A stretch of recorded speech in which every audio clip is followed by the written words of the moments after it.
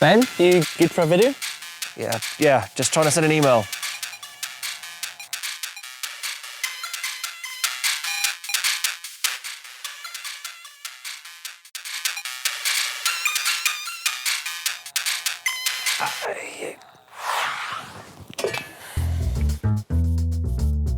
Ben, we've treated ourselves to some new cars this year. Yeah.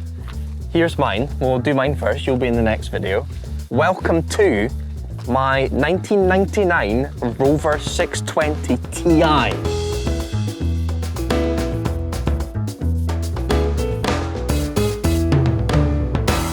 Shed.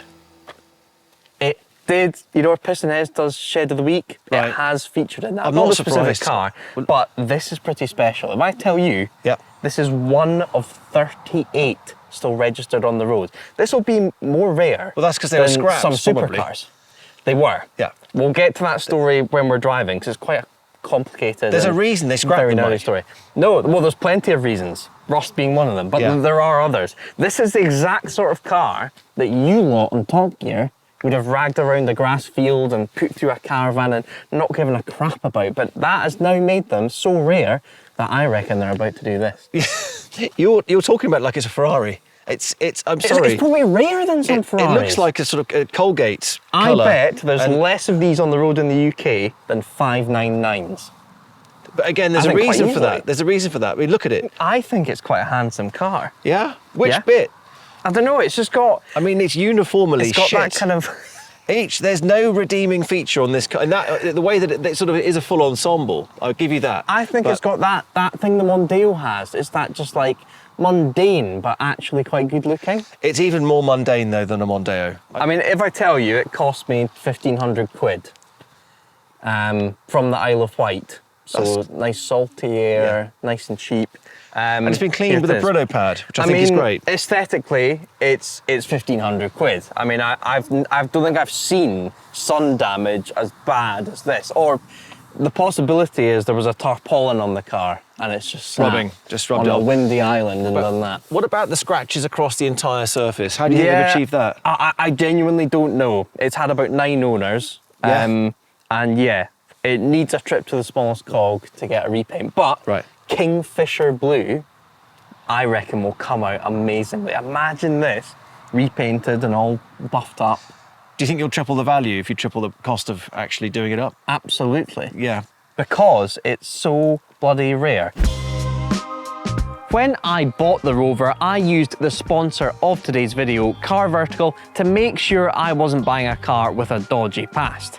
Thankfully, when I punched in the reg, Car Vertical came back with this report, giving me the royal flush of green ticks. So no damage, no outstanding finance, nothing sketchy with the mileage, and the car has never been stolen. All good. Something that interested me was the mileage graph. It shows me that since 2017, this car, which I'm calling Reggie by the way, covered very little ground. I bought the car from someone who lives on the Isle of Wight, so this graph tells me that it stayed as an island car and didn't do any big journeys. Kind of cool to know. In contrast, here's a report for a Subaru Impreza that's a lot like Martin. Imagine you're about to buy this car online on eBay or Gumtree or something. You plug in the VIN or reg into Car Vertical and you get this report. Look at these damaged pictures up top. It looks okay from the back, just as good as Martin, but it has had a very hard hit, very fast at the front. That will have been a sore one. To make sure you don't end up buying a car like this one that's been fixed up and put back on the road, use our discount code DRIVETRIBE or the exclusive link in the description below to get 10% off when you use Car Vertical, and thank you to them for sponsoring today's video. Back to the Rover. So, actually, let me show you the engine. It's a very interesting engine.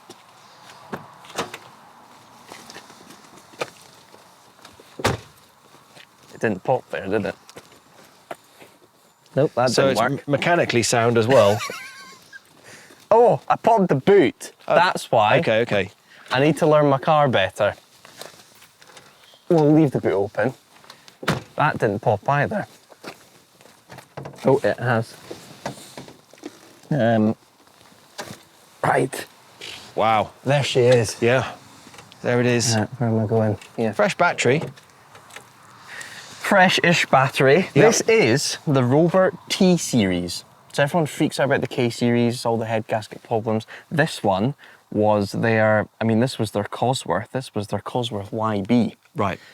And it's not that far off. People rave about Sierra and Escort Cosworth. They were only 220 horsepower from factory. Yeah. This is 200. 200 horsepower in a Rover is a lot. But the Cosworth had a chassis with handling and, you know, suspension. It was dynamic. Well, you say chassis. This is the exact same chassis as a Gen 5 Honda Accord. Didn't know that. So it's Japanese underpinnings because they shared platforms back Okay. then. But what Rover did is take out the really reliable 2 or 2.3 litre Honda engine and put in their turbo unit. But Right. you can do things with these. You can build these to pretty big horsepower. Are you telling me though that it handles like a Cosworth, like a Sierra Cosworth? 'Cause I haven't- people will write in furiously if you do say that. It was up against it in all the magazines back in the day. I don't think it ever won. Yeah. But just on paper, it doesn't seem that far away. Yeah. I think your suspension has collapsed at the rear. That's what everyone thinks. So yes, it's got a poking very out quirky the layout. wheel arch. It does poke out quite alarmingly. Yeah. But that is simply the layout they went for. That is, if you look on the other side, that is how... Oh, it matches. Yes, yes. That's great, isn't it? That is simply the suspension setup Rover went for. So if you hit a big bump, that will neck out, obviously, won't it? And you'll hear it, you know, as the tyre. I can't hits it. say I have. I can't say You I have. haven't? It must work. So things I have done, I bought it for 1,500 quid. Yeah. I've spent about 1,200 getting it roadworthy. Yeah. So it's through an MOT now. It needed some rust repaired. I've put brand new brakes on it. Yeah. My man from Robson Rover Repair sorted me out. Full brakes. I've put some brand new tyres on it. Bridgestone Taranzas. They've Yeah. been great. It's amazing what modern tyres do to a 90s car. Yeah. But apart from that, I want to say it's all good. It's all good mechanically. But as you can see, there's quite a few little issues. This is probably one of the worst ones, but I'll sort them out. That doesn't look too bad. It looks surface, Exactly. doesn't it? The guys at the smallest cog, I reckon will have a great time on this, if they allow me in. Yeah. So who, back in the day, who would have bought one of these? Well, probably some manager, some like regional manager, because it was a popular company car, but at the same time, 200 horsepower back in the 90s was a lot. Yeah. So it was one of, if not the most, written off company car of the 1990s, because they were torque steering into hedges and going over roundabouts, and they're all going nuts. Which does speak to its handling. So this will be interesting when we go out. It does understeer. I think that T-Series block is actually quite heavy compared to other Rover units. Yeah. But yeah, so if you come around the back, I mean, if you see this on the road, if you see that 620 Ti, Yeah. you know it's a rare beast. Oh, that yeah. T with the turbo, that means a lot. Yeah, it's rare, it's niche. I'll give you that. So I'll go into, once we're on the road, I'll tell you the real story as to why there's so few of these. But yeah, as I say, one of 38 registered on the road in the UK Wonderful, right now. yeah. Well, fire it up. I want to hear the thunder come out those pipes. Well, again, twin pipes, another giveaway. If they've debadged it, because they don't want to, they don't want to show off too Yeah, much, the twin pipes will give it away. Yeah, I don't think you're showing off too much when you drive one of these. Right, let's go for a spin. Ben, when was the last time you were in a Rover? I don't recall ever being in one. It's been a long time. I don't remember going to a board meeting. So a Rover 600 was the first car I remember my dad having, Yeah. but he didn't have the 620 Ti. I think he had one of the Honda engine ones. Yeah.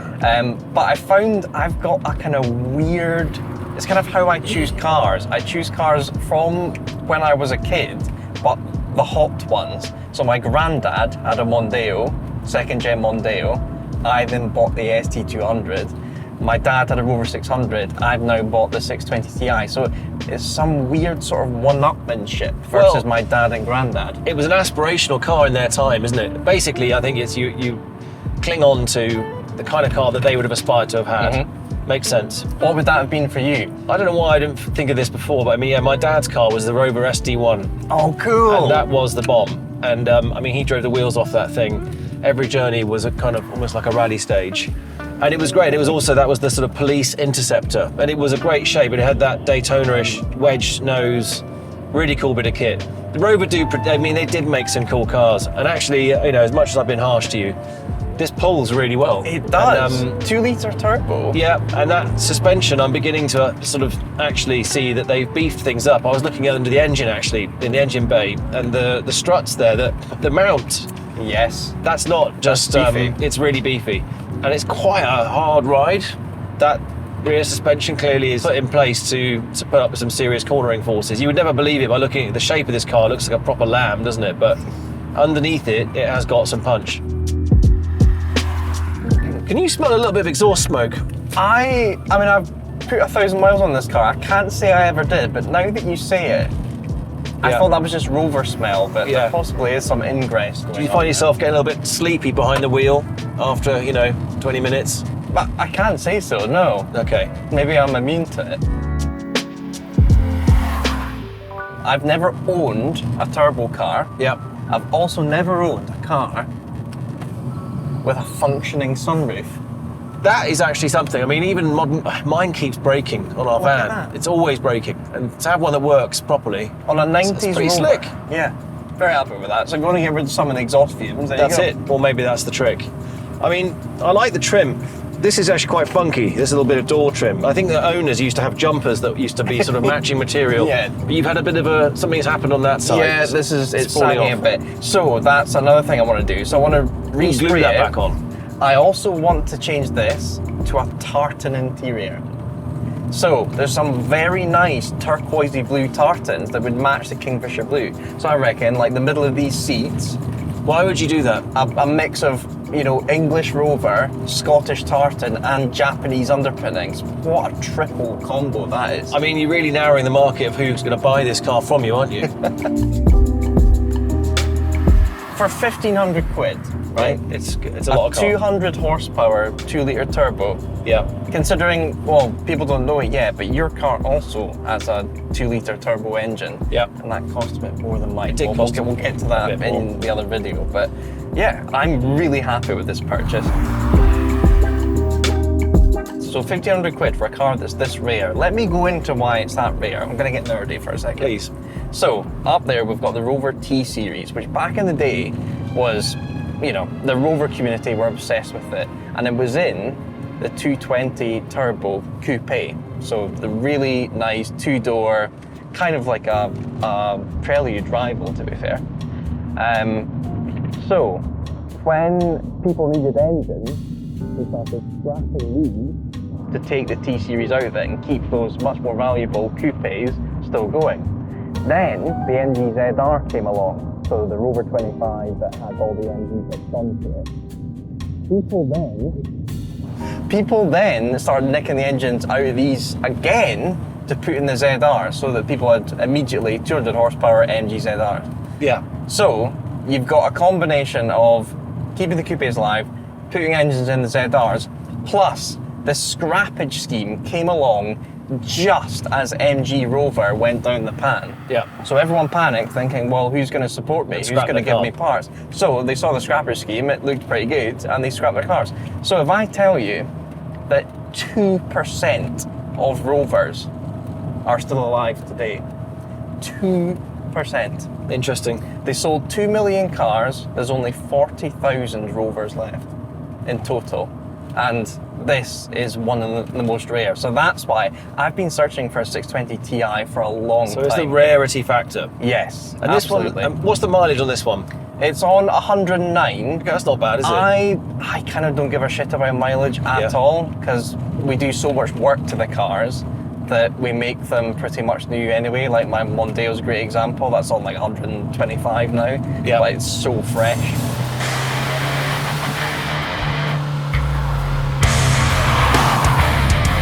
Tell me this doesn't feel incredibly stable. It's interesting. There's two things going on, front and rear, aren't there? Yeah. The rear seems to be very stiffened. Give me a And little there's I can hear some rattling in the front. Like I think that front left, that damper might be out. Perhaps not really working. But yeah, I've got my sunroof, I've got my turbo. It even makes small turbo sounds. I would like it to make some more pronounced turbo sounds. I've heard none.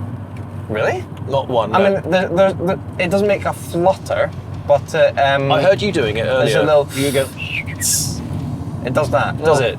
Go on then, let's hear it, mate.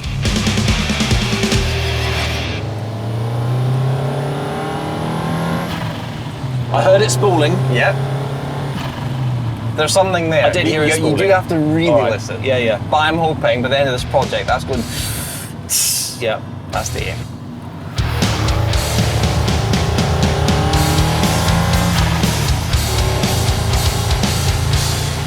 So does your stereo work?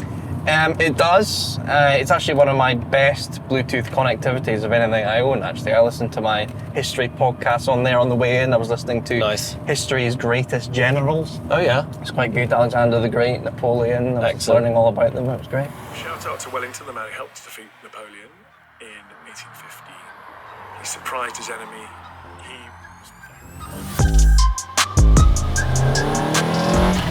Oh, and send it right up there. Yeah, get it up to 7. Get it, take it up. You're afraid the engine's going to blow. This is my car. You are. I am slightly afraid the engine's going to blow. I knew it. That's what it is. Also, I bet on the dynograph, the power's all made at 4.5, 5,000. You'll never know unless you push the red line. But there, I mean, I'm having to slow down now, like that.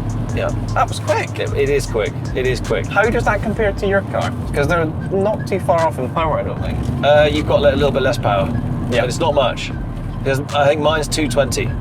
Okay. Well, there you go. This is it. Everyone raves about the car you bought. They rave about all the Cosworths, but this was nipping at their heels the entire time. It may not have had that desirability back in the day, but it's got the performance. I think this is an underrated saloon car. I think, I don't want to blow my own trumpet, I think I've bought very well. Would you say you're pleasantly surprised? I don't want to put words in your mouth. Tell me what you're thinking about this car right now. If I'm honest, mate, it's a bit of a reach. I mean, I'm trying to embrace your passion for this car, and I'm never going to get my head around the form of this machine. I understand that now, but give me a few months to have a go at this car, get some fresh paint on it, get some new, potentially Japanese body parts on it, and I reckon you'll think, damn, Mike knows what he's doing. Yeah. Or not. But that's enough for me. Do you want to have a go? I would love to have a drive of this, yeah. Okay, let's pull in here. Watch my engine. Please watch my engine. I'm going to take it up. That T-Series is rare. Oh. Oh, wow, there's a lot of weight at the front. Please don't break it. Oh, there we go. A little bit of gravel did help lighten up those wheels. Now that I'm in it, it's slightly laboured. Do you know how much this weighs? I don't know. There's a lot going on though at the front end. I mean, it's not going to be the epitome of handling. Oh, the front. You watch yourself on this corner. Yeah, there's a lot. Look at it. It's got no front grip at all. It really hasn't. And that engine is walloping around across the suspension. Visually, you see that rear end is quite well stacked up, and it just to me doesn't feel like they've invested as much strengthening in the front end. This poor car. It's hilarious. You were comparing this to a Sierra Cosworth. I'm sorry, it's just not in the same league. Once it's got coilovers on it, I reckon it'll be a piece of kit. It's going to be something. Look at this hardening penis here, though. This is disconcerting to me. I've seen them move further than that. That is normal. Again, Rover. Yeah. My Rover 25 used to do that. It's quite agricultural, isn't it? Has it got ABS? Probably not. Yeah. Do you want to find out? Okay. I think it pulls to the left, just so you know. Does it? Yes. That's got ABS. Very nice. Good. Thank you. That was an exciting drive in this thing. Yeah. Yep. Strong heart. Strong. It's important, that.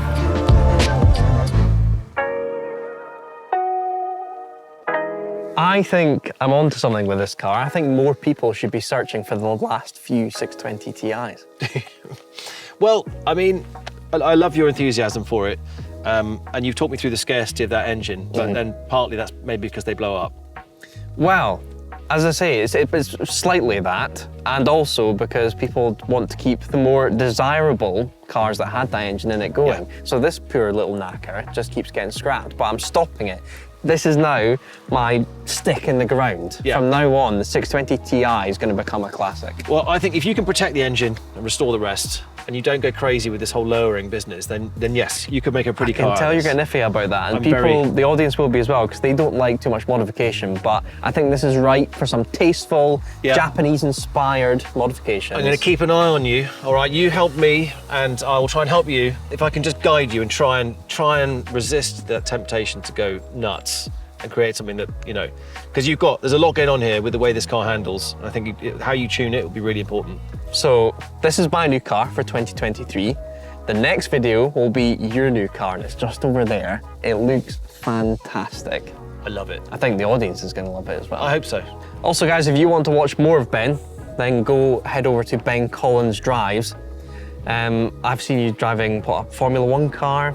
Oh, it's been a great 962. Yep. Any other stuff? That crazy Nissan Rock thing that Mark Blundell put on pole at Le Mans by 6 seconds. Yes, and maybe by the time this video goes live, possibly the 6-wheel Tyrrell. Yes, that's coming insane. Up. That was amazing. That was a boyhood dream. Okay, stay tuned for the next video. I've been Mike. I've been Ben. See you again next time.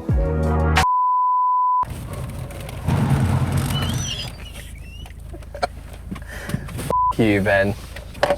No, Mike. F you.